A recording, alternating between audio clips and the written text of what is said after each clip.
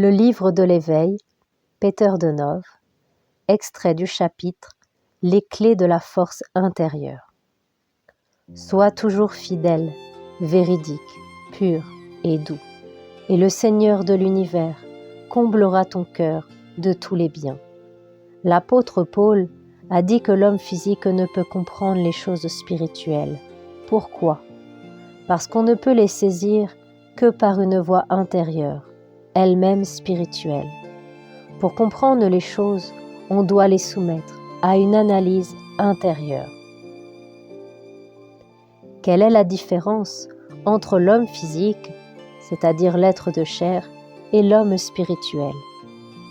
Qu'est-ce qui détourne l'attention du disciple engagé dans le chemin de la connaissance ? Ce sont les jouets, les divertissements. Quand une mère veut détourner l'attention de son enfant qui réclame quelque chose qu'on ne peut lui donner, elle lui présente différents jouets et le quitte. À la vue des jouets, l'enfant oublie son désir insatisfait, il cesse de pleurer et commence à jouer. De tels jouets, de telles distractions apparaissent sur le chemin du disciple, qui le détourne de la recherche du savoir. Tant que l'homme est sur terre, il prend grand soin de son corps pour le nourrir, l'habiller, lui donner les conditions de se reposer.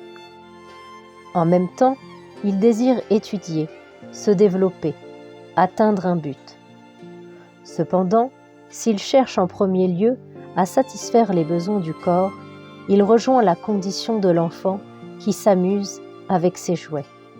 Il ne s'aperçoit pas de la fuite des années, jusqu'à ce qu'il se trouve face à la mort. Alors, il regrette de n'avoir pas songé au désir ardent de son âme.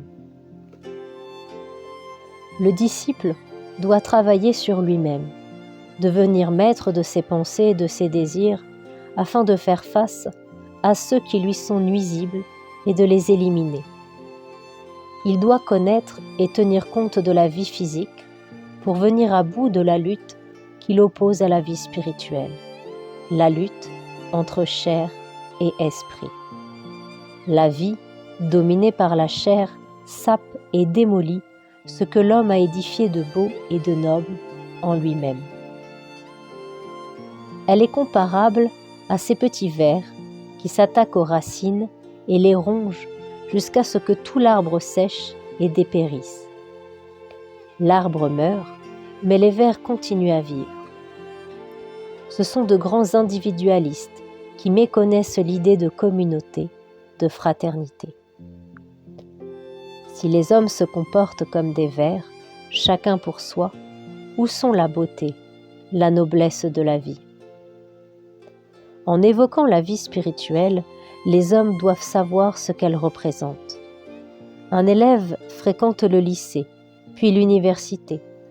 Mais après avoir étudié 16 années, il s'aperçoit qu'il a tout oublié. Qu'a-t-il donc acquis au cours de ses études ? Rien, parce que leur caractère superficiel n'a pas pénétré profondément en lui.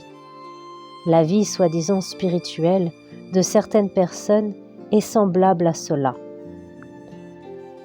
Elles ont le désir de s'engager dans la voie de l'esprit, elles étudient, elles commencent même à appliquer, et puis un jour, elles délaissent et oublient tout pour revenir à leur vie d'avant.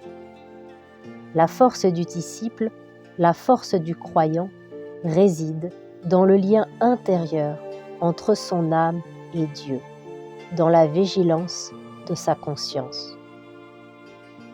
Si ces conditions sont remplies, il ne perdra jamais ce qu'il a acquis.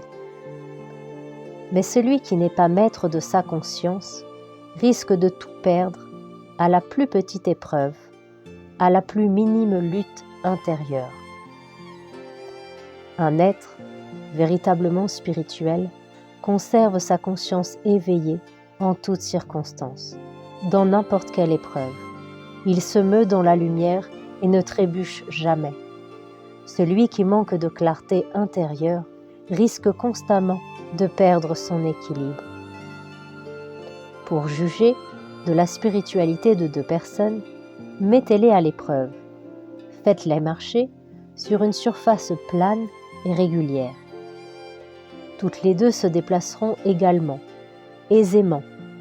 Mais si la surface devient inégale, raboteuse, pleine d'obstacles, seul l'être spirituel marchera légèrement et sans faire de faux pas, tandis que l'homme physique trébuchera à chaque pas, tombera, se relèvera, et cela non sans dommage.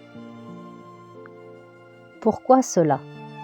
Parce que le premier, l'homme spirituel, sera soutenu et guidé par sa lumière intérieure, et que le second, l'homme physique, n'ayant pas cette clarté intime, sera victime des obstacles que le monde invisible a déposés sur son chemin.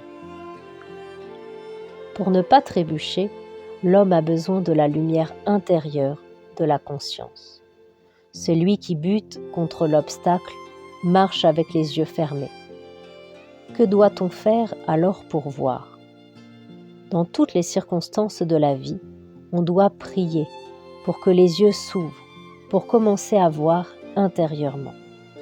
C'est dans ce but que la conscience doit toujours être éveillée.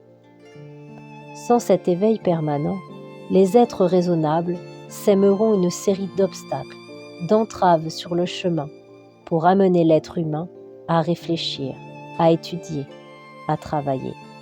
Ce n'est qu'ainsi qu'il parviendra à comprendre ce qui lui manque et acquérir la lumière spirituelle.